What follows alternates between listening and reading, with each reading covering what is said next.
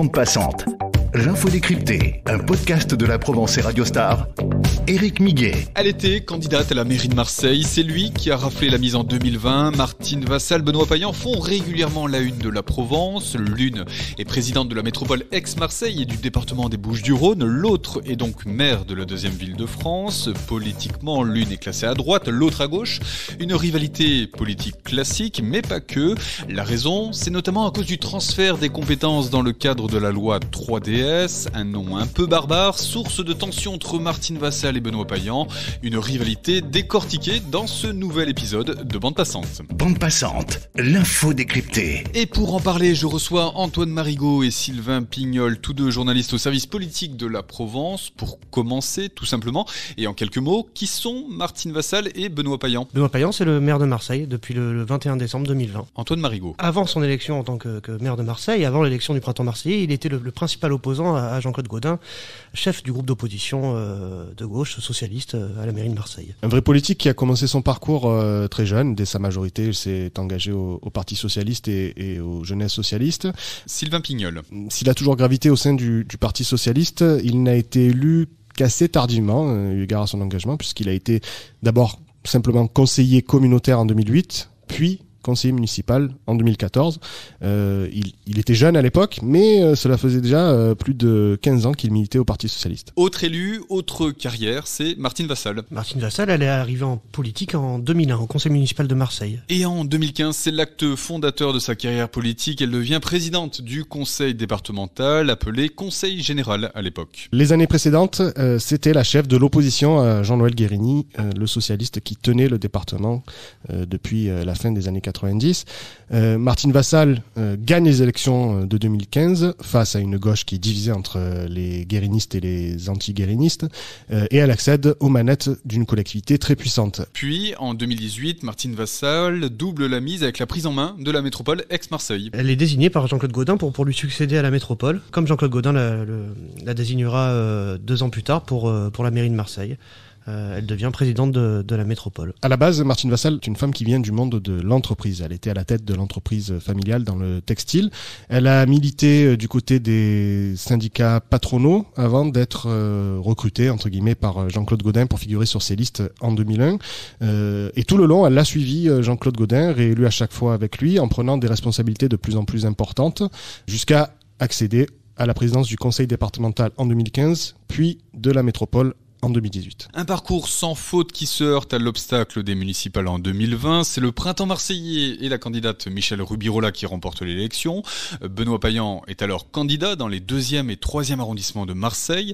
Dans quelles conditions accède-t-il finalement au fauteuil de maire? Le 4 juillet, c'est Michèle Rubirola qui s'est présenté. Mais le 21 décembre, c'est Benoît Payan qui s'est présenté à la suite de la démission de Michèle Rubirola. Antoine Marigot. Le 4 juillet, ça aurait très bien pu être Benoît Payan qui se présentait au 3e tour devant le conseil municipal pour devenir maire de Marseille. Mais le contrat n'était pas celui-là. Le contrat qui a été passé devant les électeurs, c'était de dire Rubirola est là et de présenter Michèle Rubirola au 3e tour de l'élection municipale. Benoît Payan remporte donc le poste convoité par Martine Vassal. À cette époque, sait-on ce qu'ils pensent l'un de l'autre? C'est assez difficile de répondre à cette question-là, puisque tous les deux, Sylvain Pignol, contrairement à d'autres personnalités politiques, évitent les petites phrases, le jugement sur leurs rivaux, ou en tout cas sur ceux qui dirigent d'autres institutions. Benoît Payan, très souvent, dit du bien de Martine Vassal en disant qu'elle est volontaire, qu'elle veut bien faire les choses, qu'il n'a pas de doute sur sa volonté. En retour, Martine Vassal, en tout cas publiquement, ménage aussi le maire de Marseille. Elle n'a jamais eu de mots très forts contre lui. Ce sont plutôt ses lieutenants qui se chargent, entre guillemets, de la sale besogne. Pas de rivalité affichée en public, mais le 2 septembre 2021, la visite du président de la République dans le cadre de Marseille en grand va révéler au grand jour les dissensions entre les politiques marseillais. Emmanuel Macron parle même de chicaya. L'État peut systématiquement arriver en proposant des milliards. Si toujours l'action publique est divisée et les chicayas locaux bloquent l'avancée, ces milliards n'arrivent jamais sur le sol. Alors, d'abord, il parle de Marseille en grand. Il vient présenter un plan à plusieurs milliards d'euros. La petite phrase qu'il donne, c'est si les chicayas entre ville et métropole ne s'arrêtent pas, les fonds n'arrivent jamais à Marseille. Ce qu'il est en train de proférer, c'est une menace en fait. Il est en train de dire si vous n'arrivez pas à vous entendre, il n'y aura pas l'argent de l'État. Ce qu'il faut bien comprendre, c'est que Marseille est dans une situation très particulière eu égard aux autres grandes villes de France. C'est qu'on a une mairie de Marseille qui est à gauche et la métropole, qui entre guillemets la chapeaute, est à droite. Et à la métropole, il y a toute une série de compétences sur laquelle la mairie de Marseille aimerait avoir la main, mais elle ne l'a pas. Ça concerne la propreté, l'enlèvement des ordures ménagères, l'aménagement de la voirie, les transports.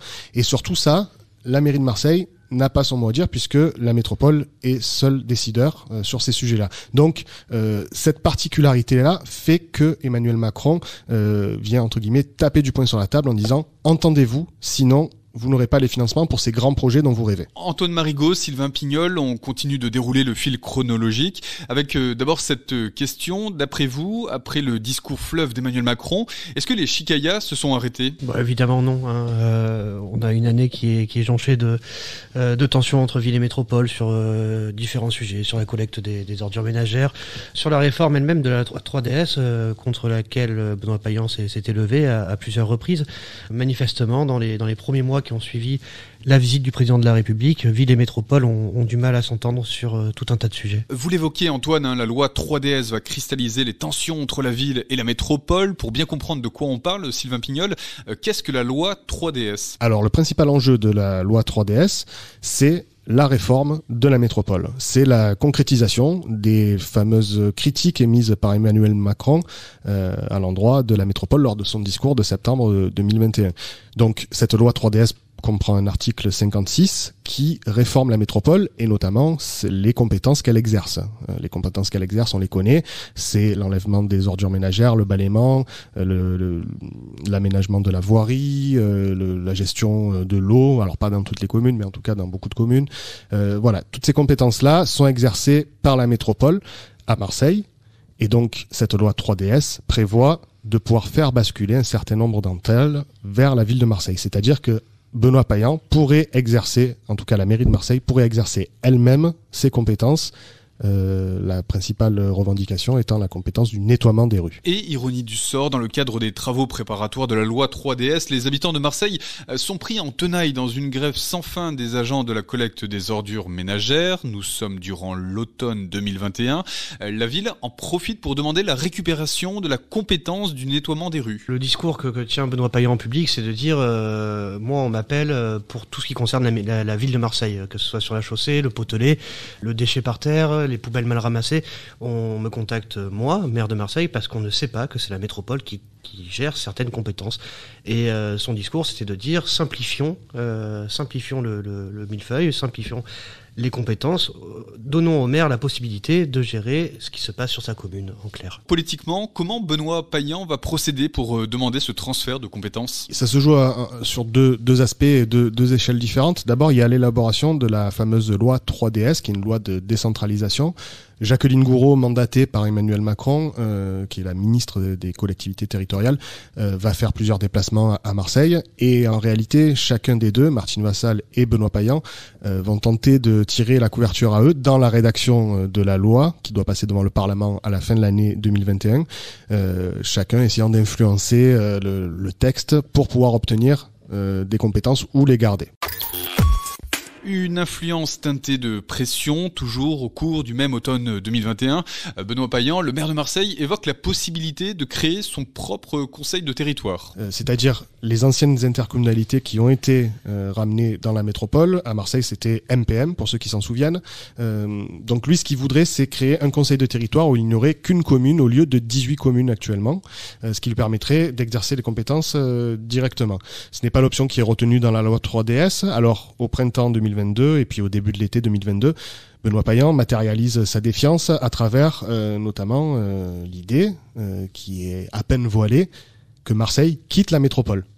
Et dans le même temps, Aix-en-Provence est aussi en but avec l'administration de Martine Vassal, et il résume sa pensée par cette phrase en disant si les deux principales villes de la métropole ne sont plus dans la métropole, à quoi sert la métropole ? La tension entre les institutions est alors à son paroxysme, la rivalité entre Benoît Payan et Martine Vassal clairement affichée, une rivalité inévitable selon vous, Antoine Marigot. Finalement, on a le sentiment d'être un peu dans le prolongement de ces municipales sans fin. Au conseil municipal d'ailleurs, sur beaucoup de sujets, la gauche du printemps marseillais va dire à la droite vous nous reprochez de faire ce que vous n'avez pas fait pendant 25 ans. À droite, on demandera à la gauche d'arrêter de taper sur l'ex-majorité de Jean-Claude Gaudin, disant que de nouveaux élus sont présents et que ce n'est plus le combat des municipales qui se joue là, mais la gestion de la ville. En fait, à travers le conflit ville-métropole, c'est un peu à ça qu'on assiste. Je voudrais insister sur l'architecture institutionnelle marseillaise et l'articulation entre la mairie de Marseille et la métropole. Sylvain Pignol. Il faut se souvenir d'une phrase qu'a prononcée Martine Vassal au soir de sa défaite au municipal en 2020. Dans son QG de la rue Paradis, elle a dit « Ce soir, je n'ai pas perdu ». Et en réalité, ce qu'elle avait en tête, c'était l'élection qui suivait l'élection municipale, l'élection de la métropole. Benoît Payan, à ce moment-là, n'est pas la tête de liste du printemps marseillais. Il succédera à Michel Rubirola 6 mois plus tard. Mais lui-même aussi se projette sur les années qui viennent. En réalité, ce à quoi on assiste actuellement, c'est-à-dire les problèmes institutionnels et de relations entre des collectivités territoriales, c'est aussi une rivalité politique, puisque évidemment, les deux ont en tête 2026. Martine Vassal en a déjà parlé dans les colonnes de la Provence. Benoît Payan, évidemment, se refuse, lui, à en parler, puisqu'il est en poste depuis assez peu de temps, donc il essaye en tout cas de communiquer sur son action politique. Mais en tout cas, voilà, il y a vraiment la construction d'un duel, à voir si ce sera vraiment le duel au municipal en 2026. Il y a tellement d'aléas d'ici là que c'est difficile à dire. Mais retour aux rivalités dans le cadre de la loi 3DS. Après le statu quo affiché à l'automne 2021, Martine Vassal tente un coup politique au printemps 2022. Elle propose au maire de Marseille un poste de vice-président à la métropole ex-Marseille. Oui, je m'en rappelle très bien. D'ailleurs, il refuse immédiatement. Il sent venir un coup politique de la part de Martine Vassal en lui proposant de devenir vice-président, de régler tous les problèmes de rapport ville-métropole en proposant une vice-présidence à Benoît Payan. D'ailleurs, elle ne dit pas quelle vice-présidence elle lui confie. Est-ce que c'est la vice-présidence des déchets ? A priori, elle dit non.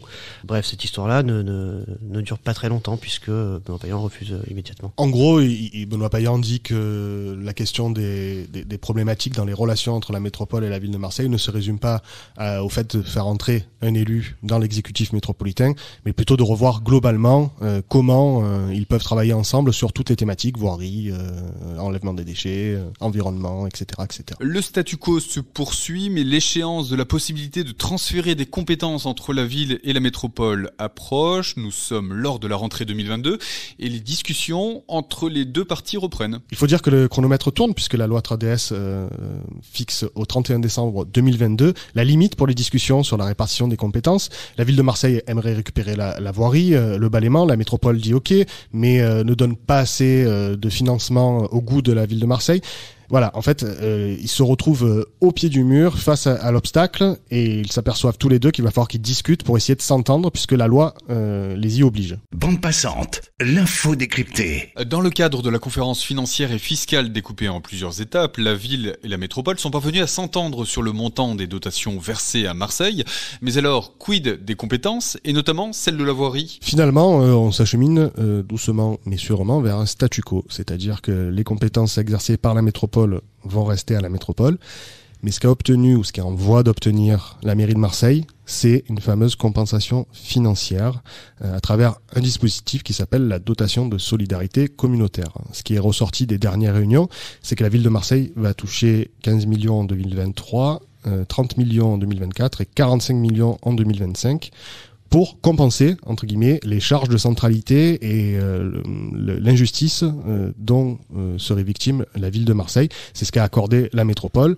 Et d'après les dernières indiscrétions, la ville de Marseille ne devrait pas user de son droit de veto qui, en gros, mettrait une énorme pagaille au 1er janvier dans les compétences entre les communes et la métropole. Un statu quo donc dans les compétences. Petite nouveauté toutefois, la ville de Marseille a obtenu la nomination d'une femme ou d'un homme politique issu de ses rangs pour siéger au sein de la métropole. C'est un autre aspect des discussions qui ont abouti ces dernières semaines. Martine Vassal a proposé à la mairie de Marseille qu'un de ses élus, donc majorité de gauche, soit désigné au sein de l'exécutif métropolitain, qui lui est majoritairement de droite, pour avoir un regard voire un pouvoir de décision sur tout ce qui se fait au niveau de la voirie et du nettoiement à Marseille.